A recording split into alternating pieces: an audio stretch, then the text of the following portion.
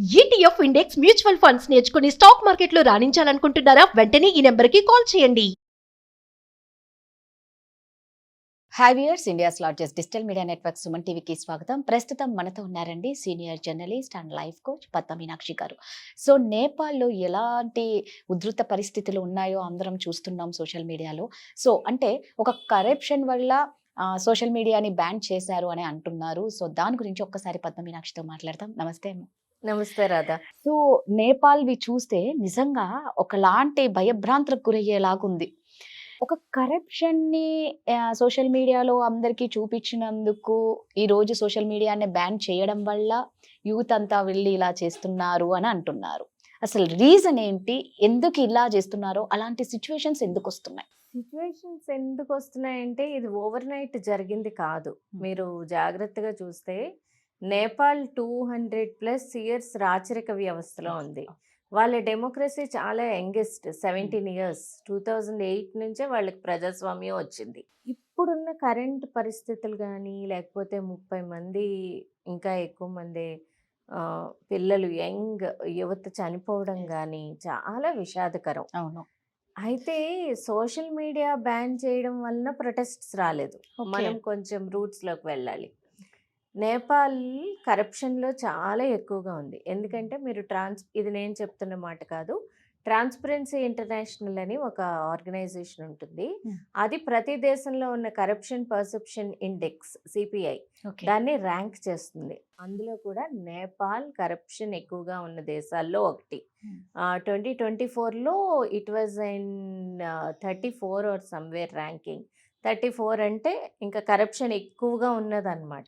So ఈ corruption వల్ల economy growth లేదు, జాబ్స్ లేవు, యువతకి చదువుకుని ఏవేవో పనులకు గల్ఫ్ వెళ్ళడం, ఇవన్నీ ఇలా జరుగుతున్న నేపథ్యంలో అక్కడ జరుగుతున్నది ఏంటంటే చాలామంది పొలిటీషియన్స్ లేకపోతే ఈ సంపన్న వర్గాల వాళ్ళ పిల్లలు they are flaunting their wealth so on social media. వాళ్ళు luxury hand bags, luxury hotels, luxury కార్స్లో తిరగడం, వాళ్ళ లైఫ్ స్టైలు అంతా సోషల్ మీడియాలో చూపిస్తున్నారు. ఇన్స్టాగ్రామ్ ఇన్ఫ్లుయెన్సర్స్గా లేకపోతే ఈ పొలిటీషియన్స్ పిల్లలుగా.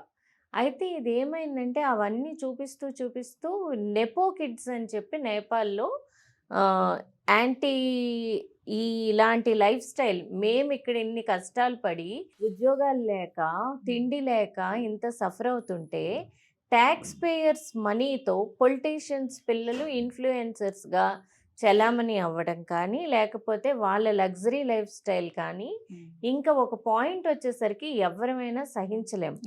అది ఆ యూత్ సహించలేకపోయారు. So nepo kids against nepo kids hash ట్యాగ్తో ఒక మూవ్మెంట్ స్టార్ట్ చేశారు సోషల్ మీడియాలో నేపాల్ యూత్. ఎప్పుడైతే ఆ మూవ్మెంట్ స్టార్ట్ అవుతుందో వెంటనే సోషల్ మీడియా హ్యాండిల్స్ అన్నింటినీ బ్యాన్ చేసేసారు. 20+ ఆల్మోస్ట్ 25 హ్యాండిల్స్ బ్యాన్ చేసింది నేపాల్ గవర్నమెంట్. బ్యాన్ చేయగానే ప్రొటెస్ట్ స్టార్ట్ అయిపోయాయి. అది యాక్చువల్గా ఏంటంటే వీళ్ళు పెడతారు ఇలా పొలిటీషియన్స్ పిల్లలు, పొలిటీషియన్స్ ఇంత కరప్షన్తో ఉన్నారు అని పెడుతుంటే బ్యాన్ చేసేస్తే ప్రాబ్లం సాల్వ్ అవుతుంది అనుకున్నారు. కానీ వీళ్ళు రేజ్ అయ్యి ఆ పార్లమెంట్ బిల్డింగ్ని కానీ, పొలిటీషియన్స్ ఇళ్ళ మీద అటాక్ చేయడం కానీ, ఫైర్ పెట్టడం కానీ, లగ్జరీ హోటల్స్ని అటాక్ చేయడం కానీ, ఇంకా అసలు అది తట్టుకోలేకపోయారు. దాంతో ఆ ప్రొటెస్ట్స్ స్టార్ట్ అయ్యాయి. అదే రూట్ కాజ్.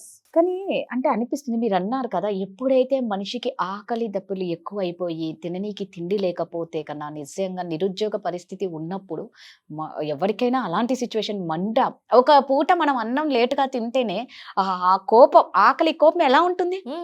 అలాంటిది డబ్బు లేదు, కరప్షన్ ఎక్కువగా ఉంది. ఒక పక్క వాళ్ళు చూస్తుంటే వాళ్ళు బాగానే ఉన్నారు, లగ్జరీ, అండ్ వాళ్ళు ఎక్కడున్నారో అది కనబడకపోతే వేరు, సోషల్ మీడియాలో ఫ్లాంట్ చేస్తున్నారు.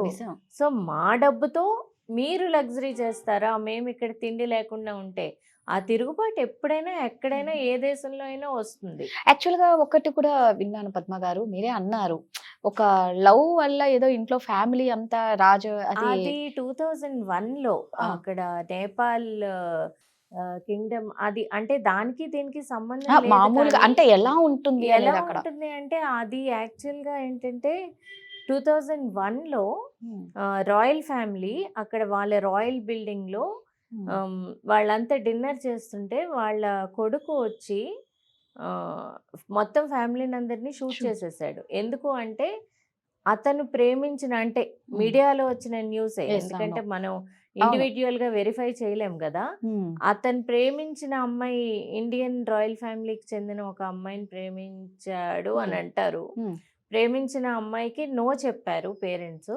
దాంతో మొత్తం అక్కడ ఉన్న వాళ్ళని చుట్టాలని అందరినీ ప్రేమించేశాడు. తర్వాత ఆయన అంకుల్ ఎవరో తర్వాత అక్కడ నేపాల్ కింగ్ అయ్యారు. సో అందరినీ షూట్ చేసి చంపేశారు. చేసి అతను కూడా షూట్ చేసి అతను కూడా షూట్ చేసి యాక్చువల్గా ఇది నిజంగానే బాగా అందరికి బాగా తెలిసిపోయిన న్యూసే అప్పట్లో. అవును, అంటే ఒక్క వాళ్ళ కొడుకే సెన్సేషన్. ఇప్పుడు ఆ రాయల్ ప్యాలెస్ మ్యూజియం అయిపోయింది, అది Yes. మ్యూజియం చేసేసారు. అంటే So that చూడు was ఎలా the ఉందో. story. అదే అంటే ఎందుకు నేను ఇది అడిగాను అంటే ఒక పరిపాలించే పరిపాలనలోనే వాళ్ళ ఇంట్లోనే ఇలా ఉంటే ఉమ్. ఇంకా బయట ప్రజలది ఎలా ఉంటది. అంటే అక్కడ ఆ అబ్బాయి కూడా హార్వర్డ్ ఎక్కడో చదువుకుని వచ్చాడు, కానీ మానసిక స్థితి చెప్తున్నాను, మానసిక స్థితి ఎలా ఉంది వాళ్ళ మానసిక. ఇప్పుడు యూత్ ఇంత ఇలా అయిపోయారంటే కేవలం వాళ్ళు సోషల్ మీడియా బ్యాన్ చేసేసారని ప్రొటెస్ట్ చేయాలి. అదే చైనాలో కూడా చాలా సోషల్ మీడియా బ్యాన్ ఉంటాయి,